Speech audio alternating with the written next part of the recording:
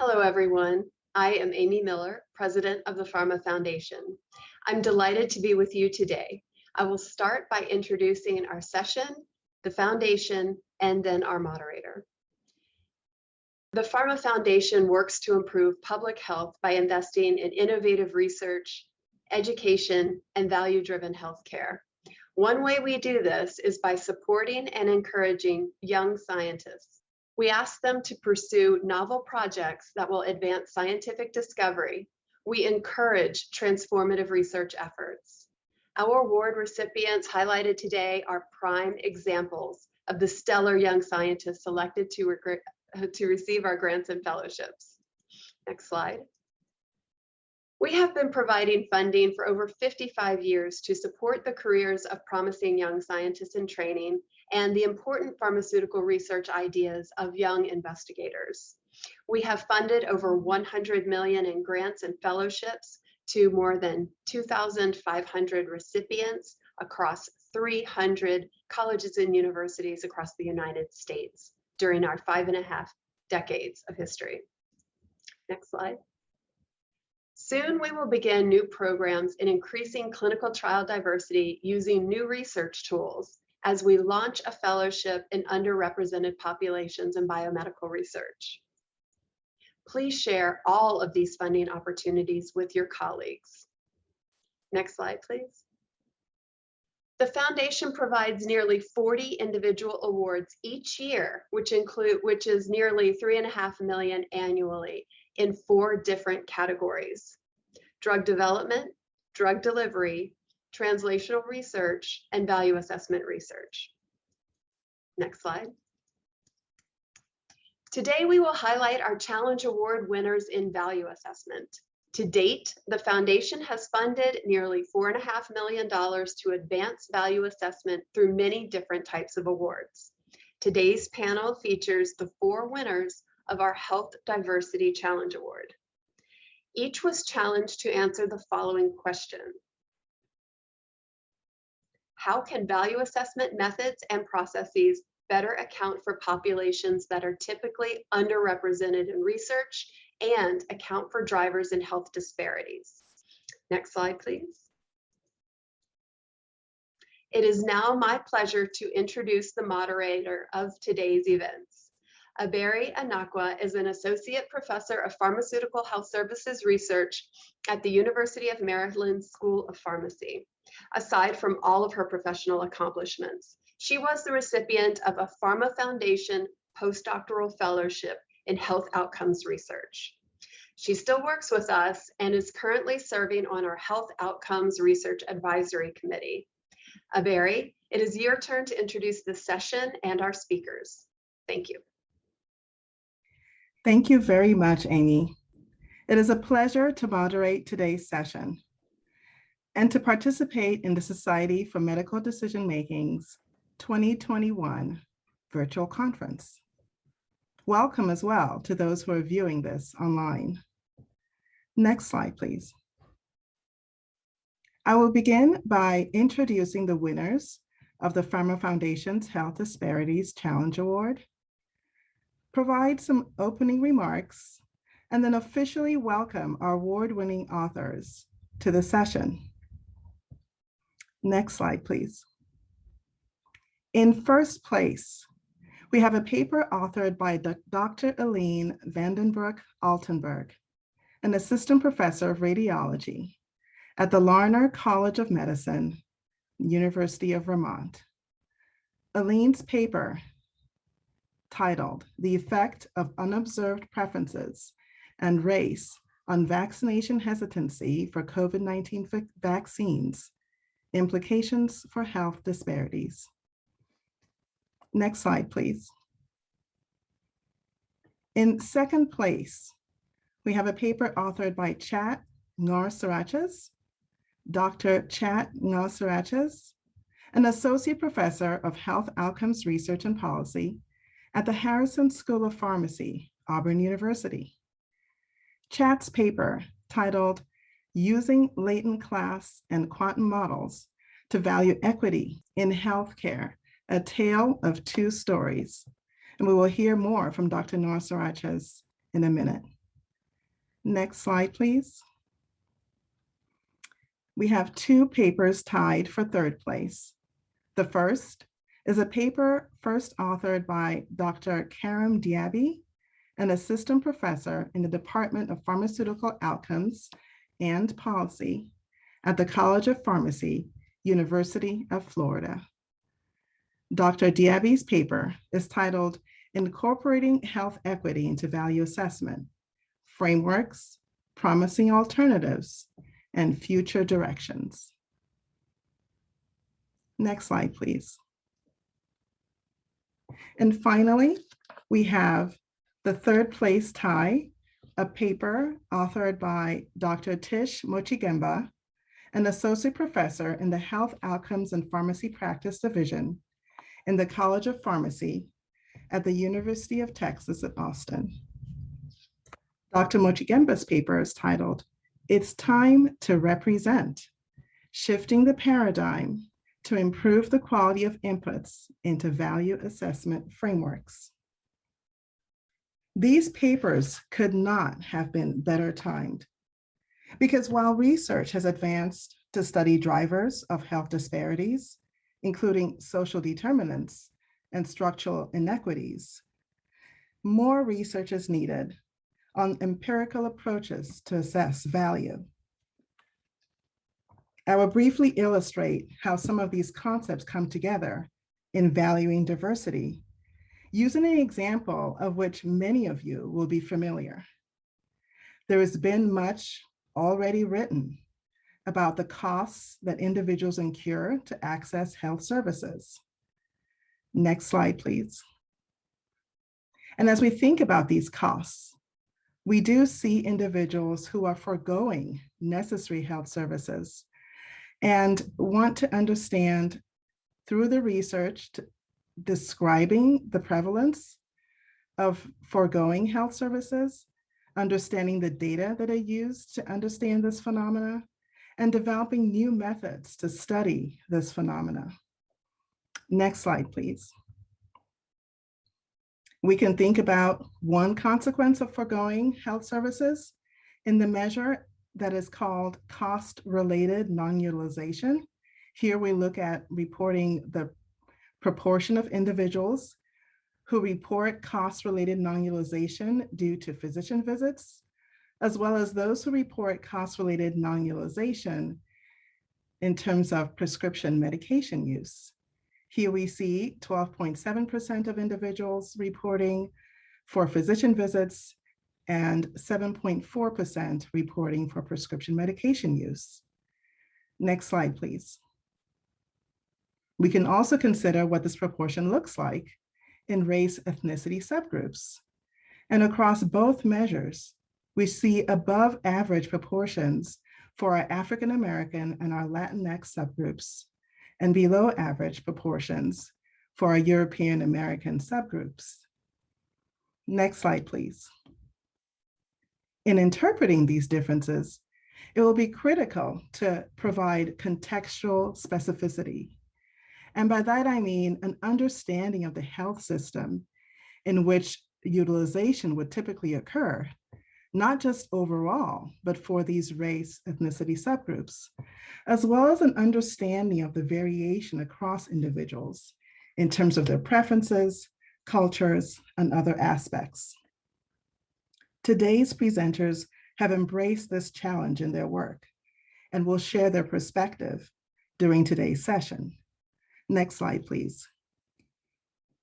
Today's panel will consider patient engagement from several perspectives, ranging from perceived equity salience to patient preferences, including the use of latent class models and related analyses in novel applications. I am pleased to welcome our first presenter to the panel. Next slide, please. Our first presenter is Dr. Tish Mochigemba, who will be presenting some of her work that won her a third place prize. My first question is for Tish. So Tish, In terms of my first question on your paper, you discuss authentic participation in research.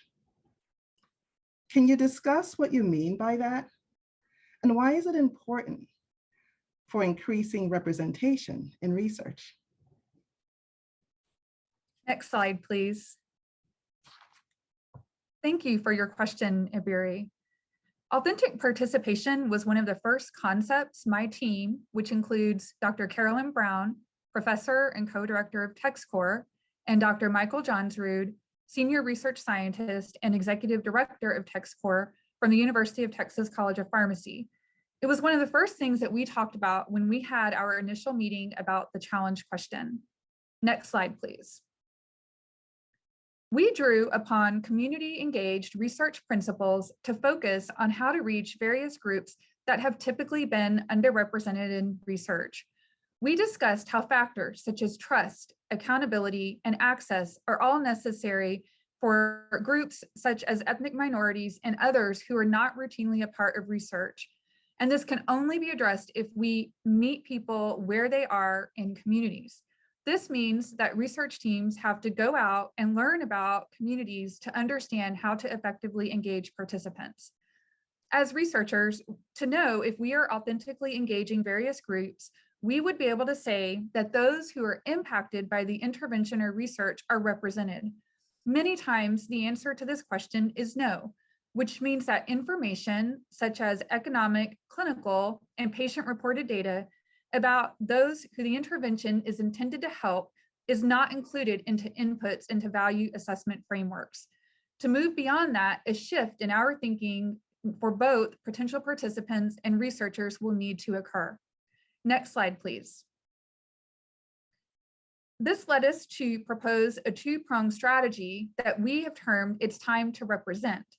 It includes launching a comprehensive national campaign using a community-engaged approach to essentially create buy-in and excitement about the research process. It also includes a focus on expanding current initiatives to require a minimum set of patient-reported social determinants of health, or SDOH elements, to be collected and reported in all types of research studies. Next slide, please. The first component of this strategy is a community-engaged campaign. In our discussions, we talked about how successful Get Out the Vote campaigns have been to generate excitement for voting. And we propose that a similar campaign is created to generate similar excitement for research and create an expectation that all groups should be participating in research because it impacts the health of their respective communities. To do this, it's not easy because we as researchers have to engage communities before and after studies. And this is in contrast to an up and out approach that historically may have occurred. Before a study, it's important to build trust and rapport and include community representatives that understand cultural norms. This helps inform a tailored study design, and you can personalize recruitment methods and other strategies for retention. During the study, the researchers can have a presence in the community by having study visits in various locations throughout the community. And finally, after the study, it's important to share findings and discuss the results in community forums. The second component of the strategy focuses on increasing the patient voice in the type of data we have to represent social determinants of health. Many times, studies that inform value assessments are not risk adjusted in a meaningful way for SDOH factors. This may be due to limitations of the data that is available, but we should challenge ourselves as researchers to move beyond the status quo, which we know can bias findings, which causes generalizability of findings to fall short with groups with higher SDOH needs, for example. Therefore, we propose that we move beyond surrogate markers such as zip code to develop standards and incentives for including SDOH elements that reflect the patient voice. To do this is no small task, and it involves engagement of various stakeholders like patients, community representatives, clinicians, researchers, to name a few. But all of these stakeholders need to be involved to create this expectation that SDOH should be included in study designs. Next slide, please. This slide pulls together the It's Time to Represent approach, which is centered on authentic engagement and participation of all groups. By implementing a community-engaged campaign and increasing patient-reported SDOH elements into research design, the result will be increased representation in research studies and the patient voice, which will provide context for inputs into value assessment frameworks. This will result in high-value care for all patients. I would be happy to answer any questions a panelist may have. Tish, for your presentation. It was very informative. I have a question for you. So according to you, what are the barriers and opportunities to enhance representation of diverse populations in research? Thank you for your question, Karim. A huge barrier to overcome is trust. And the reality is that there are many reasons why different people have mistrust, low trust, no trust at all of researchers. And so I think one of the first things is that as researchers, we have to acknowledge this and understand that it's a reasonable reaction to trying to go out into communities and engage them in a meaningful way. And how do we do better? So although it's time intensive, that's why we believe a grassroots campaign is needed to really connect with individuals who may never have really thought about participating in research, or that, that it's even an option for them. We need to flip the switch and have them thinking about why their data is important to not only contributing to their care, but the health of their communities and their own family and friends. Another barrier to overcome is that previously, some research was done with an up and out or community-placed approach where researchers kind of needed subjects, they go into the community and then they leave, or sort of that swoop in and swoop out approach. Or the relationship may end when the funding ends. This can make communities feel used or that they are just a number. By using some of the strategies that I've talked about and meaningfully engaging communities, we can move from people feeling like a subject or a number, which feels very transactional in nature, to participants, which is a more active role in research, but also the feeling that individuals are contributing to the greater good of their communities. Thank you very much. Thank you, Tish and Karim, for an engaging discussion, and to Tish for a great presentation on how we can better encourage representation in research. I'm now pleased to welcome Karim Diaby to the session, and in so doing, ask a question related to his work. So Karim, in your research, you've been emphasizing on the inclusion of the patient's voice and equity in value assessment frameworks. From a methodology perspective, how do we operationalize these concepts in the context of value assessment frameworks? Thank you very much, Barry, for the question. And this gives me an opportunity to put a little bit of background on the study that we did. And towards the end of my talk, I'll fully address your question. So the next slide, please. This work is a collaboration with faculty from University of Florida and Florida A&M University. So at Florida A&M University, we have Dr. Askell Ali, assistant professor there. One of my graduate students, Aaron Babcock, a pharmacist and a PhD candidate, helped in putting together this paper, is affiliated with University of Florida. We have also Joseph Fuhr, an economist that is serving as an adjunct professor in our online program and has been providing economic perspective on this topic. Last but not least is Dr. Diana Brightwave. She's an associate director for population sciences and a full professor at University of Florida. And she has provided a perspective on the epidemiology related to this topic. So next slide, please.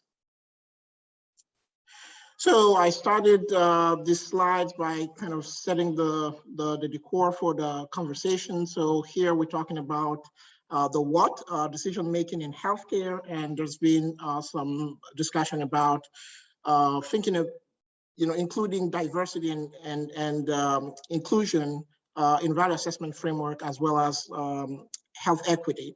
So why is it that we're interested in the topic? We wanted to really take a look at existing value assessment frameworks and see to what extent they were incorporating those elements, patient voice and also health equity. And the study was conducted in the United States. And like I said before, the objective was to identify possible solutions to improve existing value assessment framework. So the methodology that we used was a case study, which I will walk you through in a few seconds. Next slide, please. So this slide kind of summarizes the efforts that have been implemented in terms of evolution of government and private investment in infrastructure to support value assessment. And if you focus on the right inside of that figure, 2014 kind of marked essentially the development or the emergence of value assessment frameworks. So next slide, please.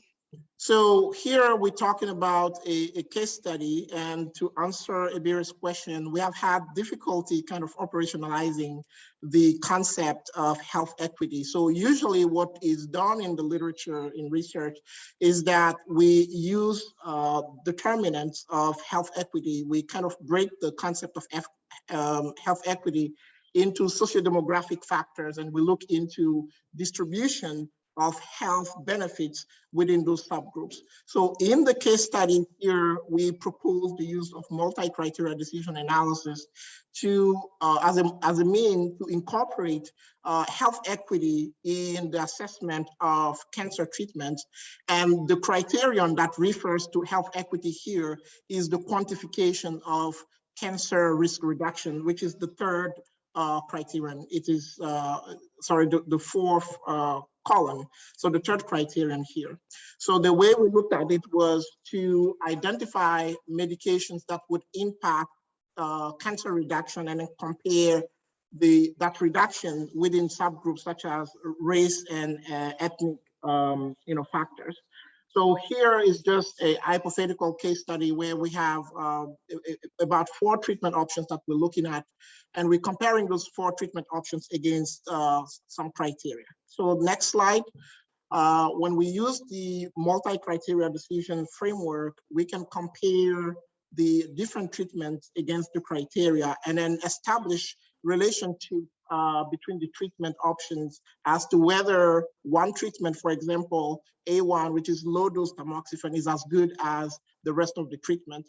So the arrow that you see on the left hand side of the figure kind of show the relationship between the treatments, and an arrow pointing to a treatment would mean that the treatment is dominated by the others.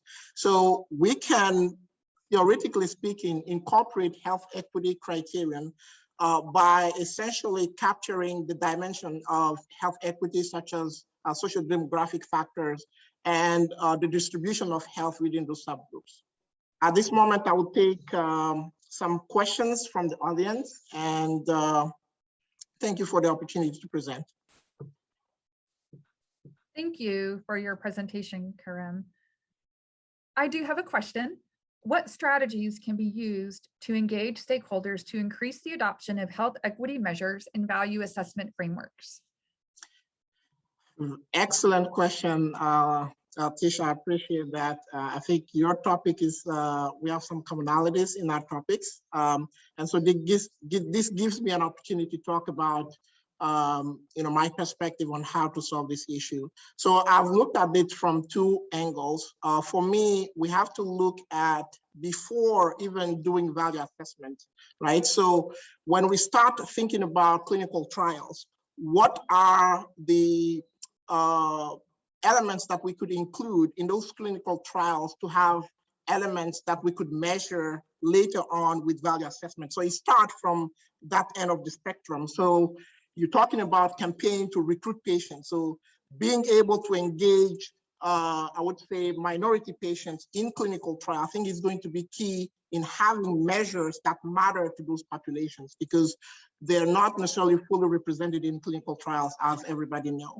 So that would be one thing. So incentivizing also pharmaceutical industry to develop treatments that are geared towards rare diseases. because in the rare disease area, you see also those disparities really popping up in terms of, African American, Latino, as Ebe represented before. And a third approach would be kind of training also our researchers in working towards incorporation of health equity measures in their research. We see that from basic science, nowadays you see even at the basic science level, hypotheses are driven, by disparities, at the cellular level. So I think if we start incorporating those at the very early stages of drug development or research, I think we'll be able to have measures that we could use to do the value assessment. And then on the value assessment framework side of things, I think I presented one approach, which is equitable multi-criteria decision analysis that allows to broaden the scope of value elements that we use in our value assessment framework. So we could incorporate those elements once they are available in those frameworks. Thank you. Thank you, Tish, for the great question, and to Karen for a great presentation, illustrating a process by which we can include the patient's voice in value assessment. Now I will officially welcome Dr. Aline Vandenbroek to the panel. So Aline, in your paper, you make specific methodological choices, including the use of latent class analysis and choice models in your work. What was your motivation for these analytic choices? And how do you find advancing disparities in vaccination rates tying in with these methodological choices? So first of all, I'd like to introduce my co-authors. So the work I've done is together with Dr. Adam Atherley. He is the founder and director of the Center for Health Services Research at the Lerner College of Medicine at the University of Vermont, as well as Jamie Benson, who's a research specialist at the University of Vermont, and also Dr. Stefan Hess. He's a professor at the University of Leeds and also an expert in choice modeling. Next slide, please. So before I turn to your questions, Barry, let me talk a little bit about the rationale for using stated preferences and discrete choice experiments and gathering the data for this study. So as you know, it's been among the main national priorities of the COVID-19 vaccine rollout to reduce the extra burden that COVID-19 is having on people who are already facing disparities. And we saw that early reports from states releasing vaccination data by race that white residents were being vaccinated at significantly higher rates than Black residents. And other public health efforts have actually been targeted to address vaccine hesitancy among Blacks and other minority populations. However, healthcare interventions that were initially intended to reduce these health disparities are usually not reflecting underlying values that individuals within those groups, in their underrepresented populations, and are therefore also unlikely to be successful. So we thought, how can we really get at that individual level, individual preference heterogeneity among different people within subpopulations? So we collected data with an online survey of a representative sample of the US population. And we did that between August and September last year, and then multiple rounds also after that in October, November, December. And we asked them about 6 scenarios or choice tasks, where in each of those tasks, 2 possible vaccines were described. And we explained that they had 7 different attributes. They would vary in the risk of infection, risk of serious illness, the estimated protection duration, the risk of mild side effects or severe side effects even, and the wait time to actually get the vaccine, and then potentially also paying a fee for it. And then vaccines also varied by 2 key population attributes. So how many people in the population were actually covered, And also, would it include, or would it actually exempt you from international travel restrictions? And these attributes were based on the policy debate at that moment, and also qualitative research that we've done among different focus groups, looking at, what elements or what aspects of vaccines do you actually care about? Next slide, please. So we used a whole bunch of different models to really look at that question of how do we really get at that individual level preference heterogeneity. So typical value assessment methods in health, including actually cost effectiveness and health outcomes, generally account for health disparities by using observed differences between the most advantaged group in a given category. So let's say income or race, other sociodemographic factors, and disadvantaged groups. And then standard analysis of a representative sample like we did, including underrepresented populations, then usually yields an average effect across the entire population. But a lot more subtler is actually the inclusion of unobserved preferences. And we have done it in the field, in the literature. Most people use mixed logit models to really get at that unobserved preferences. But those rely on using continuous statistical distributions that then represent unobserved heterogeneity. However, we thought, a different approach to that is using discrete rather than these continuous distributions, which usually are much more accurate or closer to reality. And then we can probabilistically segmenting a sample population into different segments. So we can basically say in a latent class analysis, what is the probability that one person belongs to this subpopulation within this underrepresented group? And that probability is based on a whole bunch of individual characteristics, both observed and unobserved. And then actual class allocation is not observed deterministically like in a mixed logit model. And the latent class structure is then uses class allocation model where a respondent belongs to class with that particular probability that we can estimate.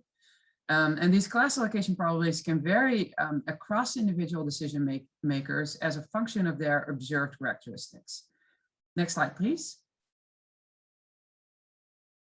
So the value of these models in health preferences research is that usually we see that subgroups will be homogeneous in their response, but it's possible to also allow for further heterogeneity within the class, as I just said. And in our specific study, memberships in subgroup may differ by health disparities. And just to conceptualize this a little bit, you can't say that just because you belong to a particular sociodemographic or racial ethnic group that you are generally more vaccine hesitant than others. I mean, we're missing a whole lot of precise estimation of what drives that vaccine hesitancy. So an example could be a subgroup of individuals who are hesitant to receive that COVID-19 vaccine, and then the group will then act similarly, not based on health disparities, as I said, but maybe the membership within the group could be more likely for those disadvantaged populations. And if we find that to be true, then it follows logically that our current policies to really address this issue may not be targeting the right individuals. So the application of these methods in health can be valuable to support policy development and clinical practice, especially to account for individual drivers of health disparities. Next slide, please.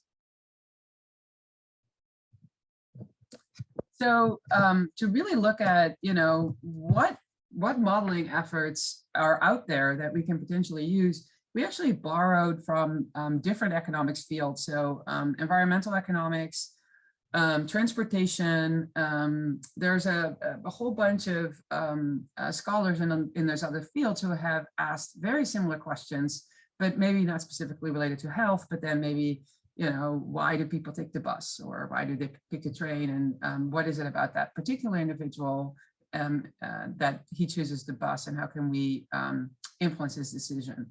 So we looked at those fields, and we expanded from the simple multinomial logit model and mixed logit models, which we already used in health, The simple multinomial logit model, we usually use a continuous distribution, and then we use interaction terms to allow for differences in preferences across different groups. And in mixed logit models, we can actually include observed as well as unobserved preferences, such as personality traits or moral values or emotional distress, anything that could potentially influence your decision. Then we've also used nested logit models in health, which basically expands the use of that basic logit modeling technique to allow for dependence across different responses by grouping alternatives together into broader core categories. So basically, the observed outcome then becomes the result of a multi-level decision-making process. And in linked class models, we can actually do all of those things, and we can use discrete distribution. So we then, like I said, probabilistically segment a sample population into different segments, where the log likelihood function then uses a weighted average across separate submodels, one for each class, and then the weights are given by the class allocation probabilities, as I just explained. And for this particular study, we also included sociodemographic effects, which you also usually do in nested logit models. Next slide, please. So then we looked at the model fit of all these different models, because we were just, usually we just pick one and then we decide that that's the best model to predict choices. But we actually took a really careful look at the model fit of all these different models, and we found the best fit for the latent class models. And that has implications for the interpretation of the results. So the final model was that subgroup analysis. We found 3 different classes, where in each class we estimated that a nested logit model, which nested together 4 vaccine options that were given in the survey. And then we determined the heterogeneous treatment effects within those classes, and also defined subgroup membership by both observed and unobserved preferences or characteristics. Does anybody have questions so far? Yes, I do, Eileen. It's a wonderful presentation and also wonderful work. I have a question for you, Eileen. So can you comment, can you actually comment on your plan to explore other methodologies that possibly get more refined analysis of the underlying individual preference heterogeneity, and maybe also include the unobserved characteristics? Yes, thank you so much for that question. As I said, I've been very fascinated by what's happening in other fields, because we're not inventing the wheel in health. Obviously, a lot of other scholars are really questioning, things like, why do people make decisions the way they do, and how can we influence them, most importantly. And this has far-reaching consequences, obviously, for policy decisions. So one of the things I find really striking in health is that we always start from the assumption of the random utility maximization. And this is very much limiting what we can predict. So I thought, what if people in health do not make decisions according to a random utility framework? What if, for example, they use other decision basic decision rules, something like, for example, elimination by aspects, meaning that, they only care about this one attribute of a choice they need to make, and then they base their decision just on that one, and they don't actually, weigh all the different attributes the way we think they do. There's plenty of other models like that that are really trying to study that question of, do people really make a decision the way we think they do? And I think that there's a lot of room in health to further explore these models.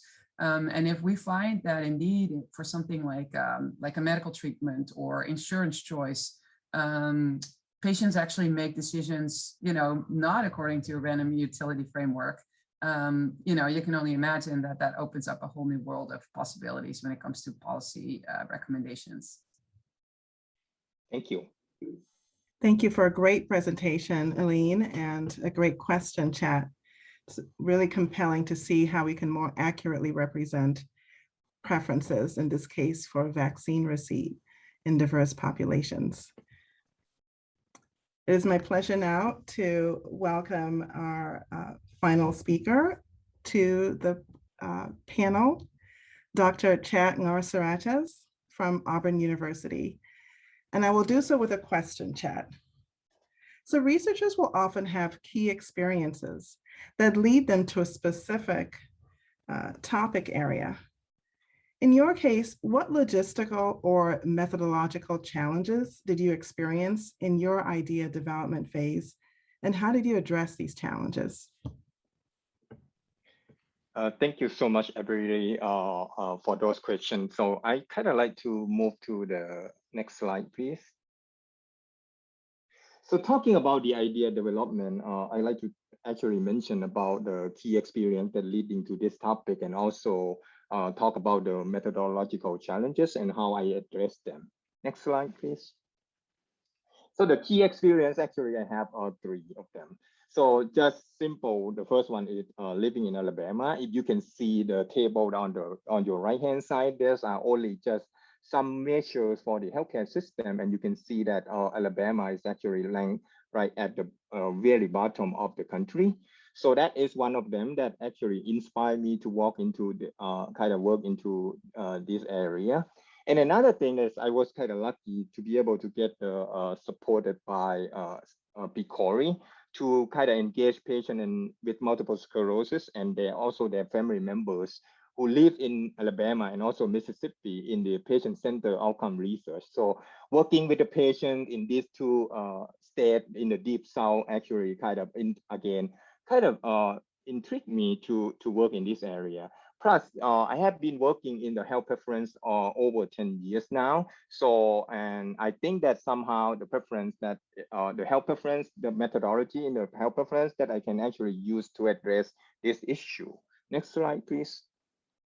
So for the methodological challenges, as you can tell, I think everybody can tell that we all know that the CEA, or the cost effectiveness analysis with the quality adjusted life year, or QALY, they actually have has been very controversial and got critiqued quite a bit, especially for the QALY, or the quality adjusted life year. It is a single dimension and also a generic health measure, and it fails to capture patient preference and also the preference heterogeneity. So no matter how people try to use the CEA with QALY to address the health equity issue in either equity impact analysis or equity trade-off analysis, but they still run into that the same kind of roadblock just because of the limitation of the quality adjusted life year. Next slide, please. So on the other hand, I have been using the discrete choice experiment, which is the stated preference method, and which you all have heard Eileen from the Eileen presentation before. So I use that to address the moral choice, but sometimes the moral choice in the discrete choice experiment is obvious, but sometimes it's not obvious. So that's why there's some researchers in the transportation and also the environmental science. They have been using Latin class and also flexible models like quantum model to address the moral choice in their field. So I kind of try to adapt from their methods. Next slide, please. So the first one, which is one of my story here, basically I propose to use the Latin class, which again, have been covered by Eileen before. So the Latin class is very simple idea or the method here. Basically, we would measure or capture those decision makers who are perceived equity variance, and also those who are not. So then we let them move on and work on the choice test in the DCE or the discrete choice experiment, so to assess their value of healthcare. And at the end, we'll be able to kind of determine the value of equity from the difference of the value of those 2 groups. So very simple type of the model. Next slide, please. The second approach that I propose is the quantum model. It's a little bit more complex, but indeed the concept is very simple and easy to understand as well. So we would, for this quantum model, we basically, instead of trying to measure or separate those decision makers, we try to integrate the equity attributes into the choice set.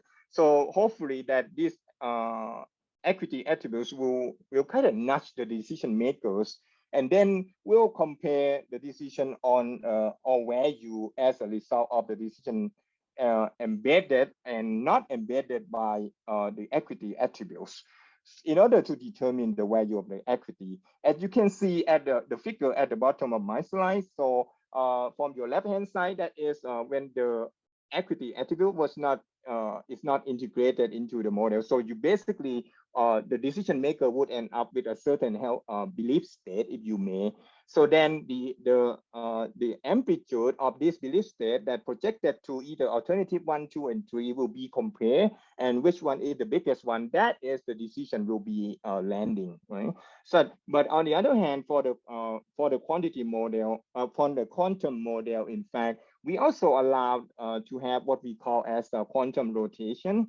So to allow the decision maker to shift their belief state to either what we call as the ethical answerability health state, or not, I mean the not ethical answerability belief state. So with those shifted belief states, so basically the amplitude on those 3 alternatives that in front of them for this example will be different from the initial belief state. That's how we do in the quantum model. In fact, at this point, I would be happy to exercise any questions. I thought you asked a really good question, so I'm going to ask it right back at you. So could you comment a little bit more on your idea how to get a more refined analysis of underlying individual preference heterogeneity and unobserved characteristics? Because obviously that's really where a key gap in health preferences research is. You know, we both rely more on the, let's say, more mathematical models. What else is missing, do you think, in that area? Yep, thank you so much, Eileen. So in fact, for this idea or paper, I just proposed a new idea, but and honestly, I'm still looking for funding to prove if indeed the quantum model actually work in the healthcare field, because it hasn't been applied, you know, in this particular field before. But to be honest as well, so I think that we don't actually need a fancy, you know, methods, you know, as long as we actually can ensure that, you know, we address the health equity issues. But to answer your question specifically, I have been thinking, in fact, again, from you know, transportation and also environmental fields of research. We basically right now, what we have been talking about is, if you can imagine, especially you have been working in the health preference field. So we have been talking about the individual choice task, but however, we actually can actually ask the decision maker to consider what we call as a joint choice task, which actually allow the decision maker or the participants to consider each alternative that describe the impact or the effects of each attributes in the discrete choice experiment on not only the participant themselves, but also on the others at the same time. That was it's a so-called choice task that I have read from the transportation field of research. I think that is something that what I would proceed next in order to address the health equity issues in healthcare.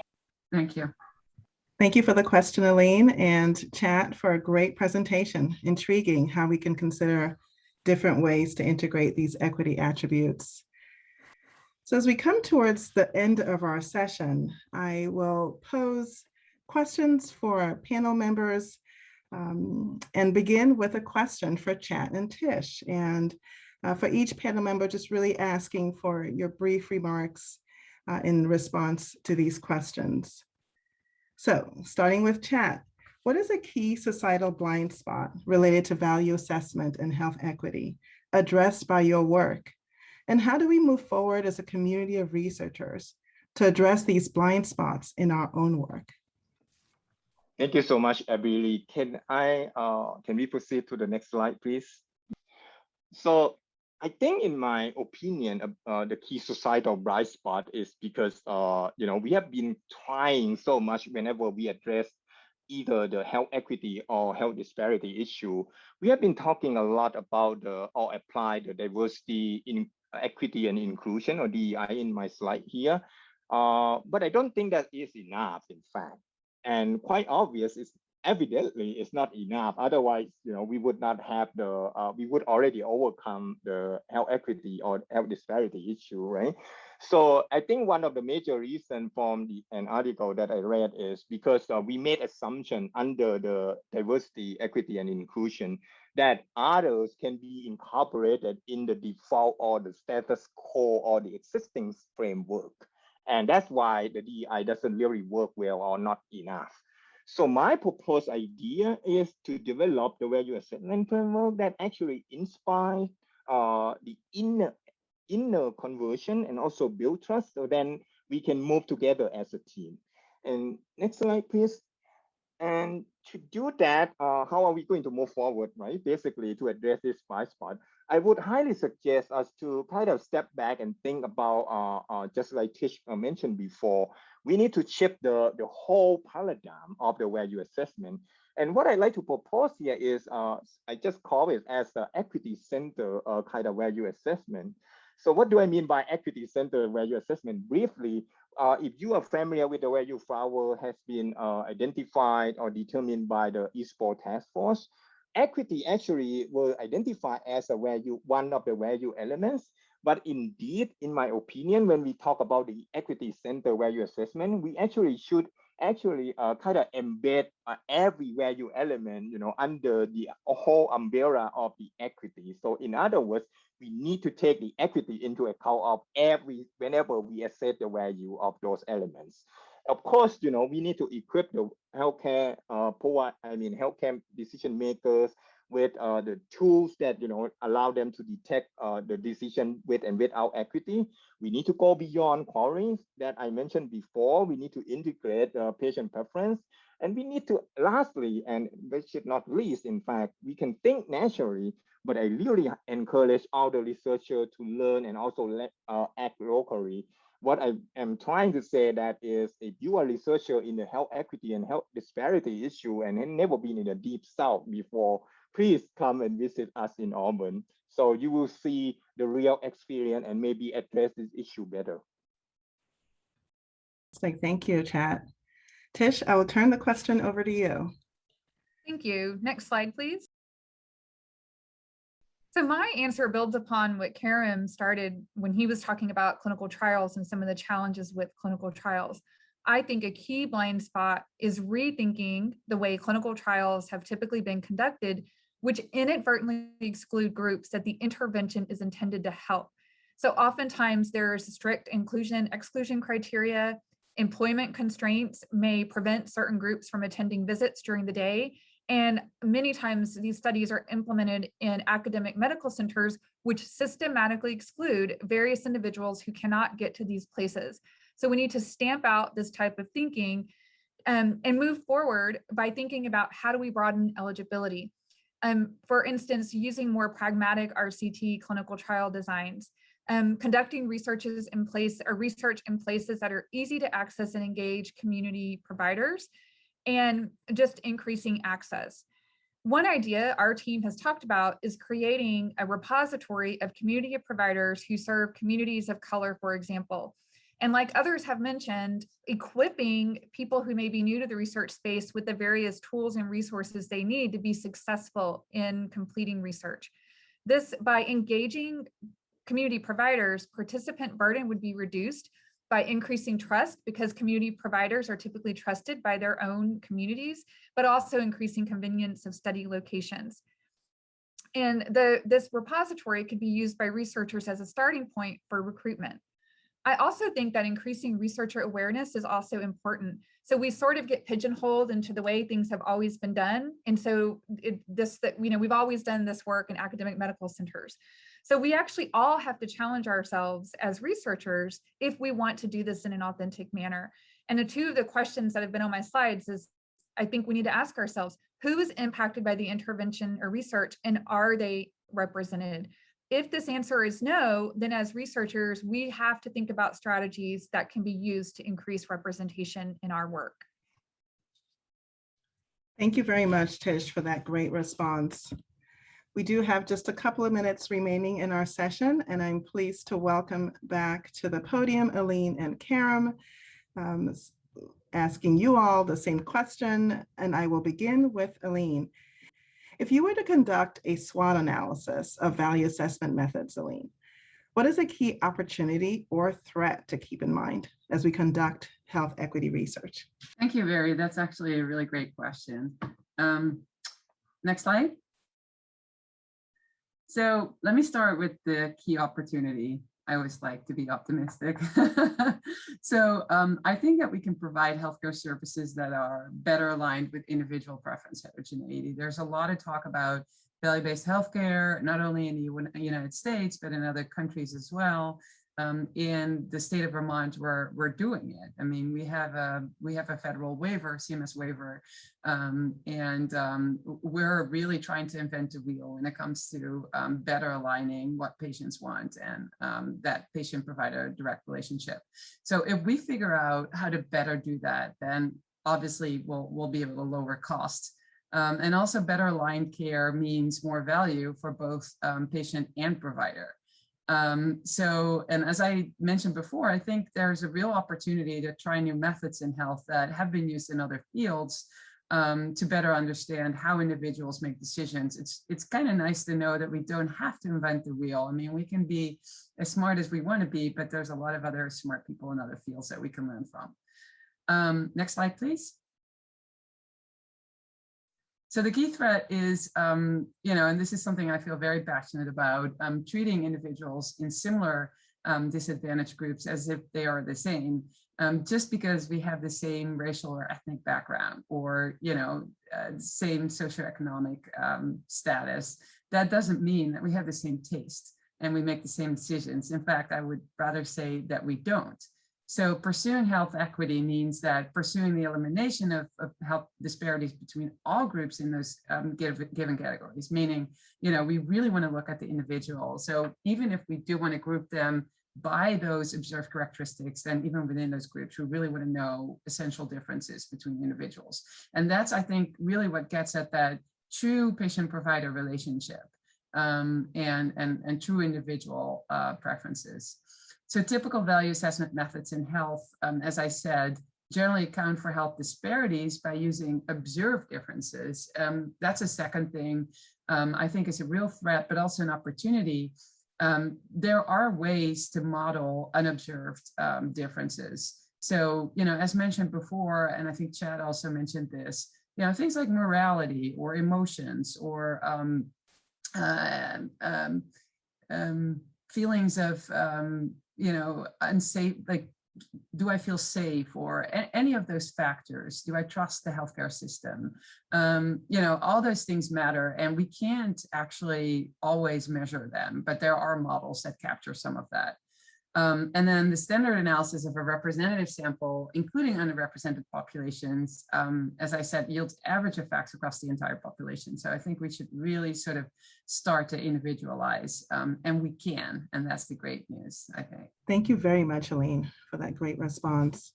I will turn the question over to you, Karen, to close out our panel. Alrighty, thank you very much. You're giving me the most difficult task after my esteemed colleagues have captured everything. So I'm gonna try to be brief.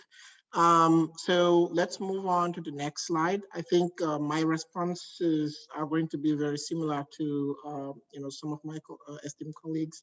So I think the key opportunities start by really thinking about the research continuum, from that development of clinical trial until we have evidence to do value assessment. We tend to focus on the value assessment part, but we can only evaluate whatever we measured before, right? So for me, one important element, like Tish mentioned, is recruitment and inclusion of underrepresented minority groups, because we need to have measures really to capture what it means for them to have valuable treatment. The second element is to work with pharmaceutical companies to incentivize them in developing treatments for rare diseases, which has become a very important area. And also, focus on patients that are disproportionately affected by those diseases. Include endpoints also that matter to patients, because sometimes I think of patients as the expert in suffering and the doctors are the expert in diagnosing. So it's really important to get to really what matters to the patient. In terms of, next slide, please. I could go on the opportunities, but given time, I'm gonna stop there. In terms of the threat, I think, Ibera, you asked that question already, is really, we talked about health equity, but for me, health equity may mean different things for different people. So how is it that we define it? How is it that we measure it? And then how is it that we incorporate that into those value assessment frameworks? And I'm glad to see that the panel members and researchers are approaching these questions from different angles. I think that's the key solution to really capturing all of the dimensions of this question. So I encourage further research into the definition and development of concept that will capture really health equity. And this is something that is going to be ongoing. Thank you. Thank you very much, Karam. Great responses to these tough questions. You can advance to the next slide, please. Thank you to all the presenters. Congratulations on your papers and best wishes for continued success in this field based on the foundational work that you've already started. Thank you as well for joining this session. We look forward to your participation in the question and answer portion that follows.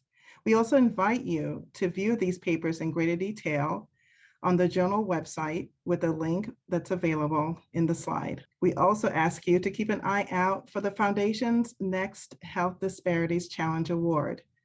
More information is forthcoming. With that, we have closed out this session and look forward to interacting during the question and answer period.